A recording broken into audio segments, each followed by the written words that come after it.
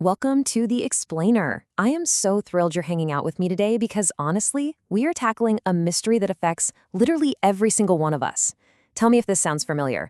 You toss, you turn, and when you finally manage to drift off, you have the most bizarre, stressful dreams imaginable. You know the kind, like dreaming you're walking around in a full pharaoh outfit while your friends just stare at you holding construction tools. And then you wake up just as exhausted as when your head hit the pillow. It really feels like finding a place to just peacefully close your eyes has become an impossible task. So, I gotta ask you directly, my friend of humanity, are you exhausted right now? Because if you look around, everyone seems to be running on absolutely empty. We all have that one friend whose sleep schedule is like a chaotic carnival ride, flipping upside down, resetting, and flipping right back again. Or, the friend who brags about surviving on 45 minutes of sleep like they're some modern-day Leonardo da Vinci. Why is everyone suddenly so terribly tired? Well, part of the answer lies in this massive, staggering number, 140 million. That is the number of hours of content Netflix users were watching daily, worldwide, around 2019. Just think about that sheer volume for a second. That is 140 million hours of human attention captured in a single day. And it's our very first major hint that there are massive, invisible systems working around the clock to keep our eyes wide open. Section 1. The Global Sleep Crisis. Okay, let's dive right into this. The core question we are answering in this explainer is simply, why can't we sleep anymore? Who or what is responsible for all this modern insomnia? Is it some sudden evolutionary glitch, or is something actively stealing our rest? Well, to figure that out, we have to look back and see just how quickly our habits have crashed. The sheer speed of this cultural shift is absolutely fascinating. Get this, back in 1942, 59% of Americans were getting more than 8 hours of sleep a night. Fast forward to a 2013 Gallup poll, and wow, the script has completely flipped. 65% of Americans are now sleeping for less than 7 hours a day.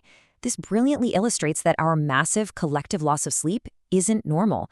It's a shocking, very recent anomaly. And this is building across the globe. Look at this data from the French Public Health Agency in 2019. The French, a culture literally famous for valuing leisure and lifestyle, saw their sleep drop to an average of just 6 hours and 42 minutes on weekdays. Even on weekends, it's only 7 hours and 26 minutes. That is a full 20-minute drop in their average sleep duration since just 2010. We are universally bleeding rest. Section 2. How did we sleep previously? So if we aren't sleeping properly now, how did we sleep before? You might assume that climbing into bed for a solid, uninterrupted 8-hour block of sleep is just the natural, biological human way. Actually, scratch that. That 8-hour block is a thoroughly modern invention. Check out this timeline based on the fascinating archival research of Virginia Tech historian Roger Eckertz. In the Middle Ages, people practiced something called biphasic sleep. They'd go to bed around 8 or 9 p.m., sleep for 3 hours, wake up at 11 p.m. to chat, do chores, pray, or even go for midnight walks, and then go back to sleep around 1 a.m. until dawn. Then the Industrial Revolution hit. Labor movements fought hard for the 8-8-8 split, 8 hours for work, 8 hours for sleep, and 8 hours for free time. This aligned perfectly with factory shifts. But today, in our modern era, those boundaries are completely destroyed. Our sleep has always been molded by economic shifts, which leads us perfectly into our next point. Section 3, Capitalism and Occupying Free Time. To really understand this, we have to peel back the next layer and reveal the core systemic culprit, capitalism. Specifically, how modern economics has come to view your sleep as a direct threat to productivity. This crucial point is explained beautifully by Jonathan Crary in his book, Late Capitalism and the Ends of Sleep. He argues that sleep was historically the one space completely closed off to capitalist exploitation. It was considered dead time for the market. But now, the system is constantly merging work, leisure, and production. When your boss messages you on WhatsApp at 10 p.m. just to quickly look at a file, your downtime is suddenly colonized. You aren't resting. Your brain is literally just switching tabs.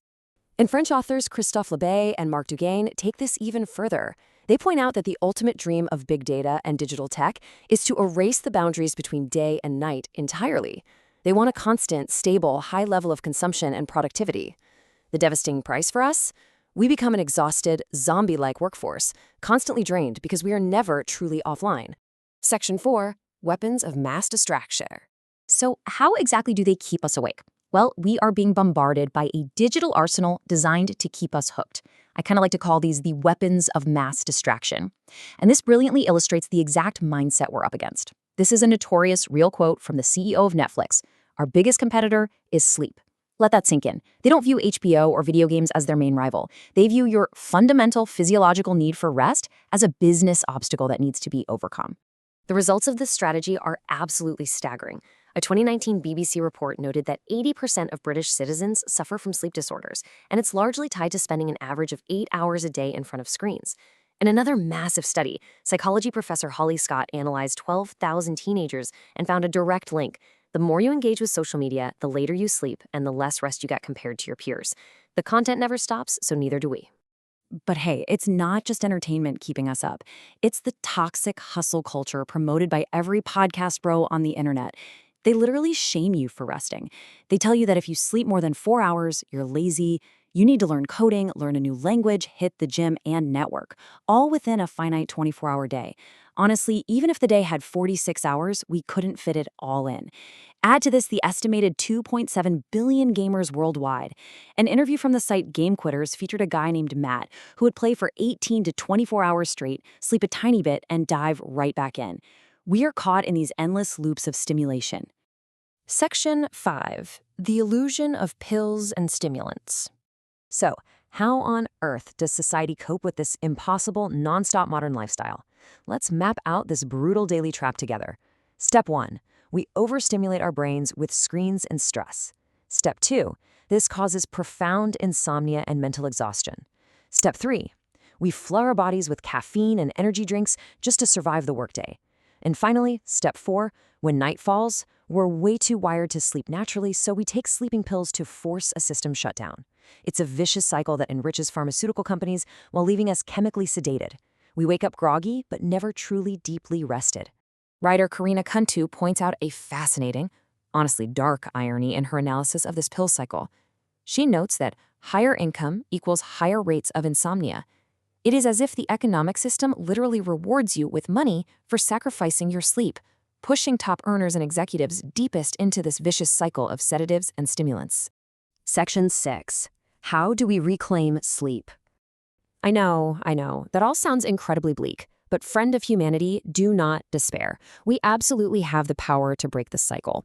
Here are some concrete, grounding steps based on recommendations from the German Sleep Society. First, you have to cut off caffeine 6 to 7 hours before bed. Just give your system a chance to clear it out. Second, ban all screens 1 to 2 hours before sleep. Trust me, the internet will still be there tomorrow. And third, actively reclaim your free time. Do simple, beautiful things that don't involve endless consumption. Take a walk in nature, listen to music, or read a physical book. You have to consciously log off from the productivity machine. Which leaves us with this final, profound thought to take away. Rest isn't wasted time. It's how we reclaim our humanity. Sleeping deeply without a shred of guilt is perhaps the ultimate act of self-care and resistance in a world that constantly demands your attention. So tonight, I leave you with this question to ponder. If your exhaustion is exactly what makes them a profit, how much is your rest truly worth? Turn off the screen, close your eyes, and take your night back. Thank you so much for joining me on this explainer, and I genuinely wish you a deeply restful night's sleep.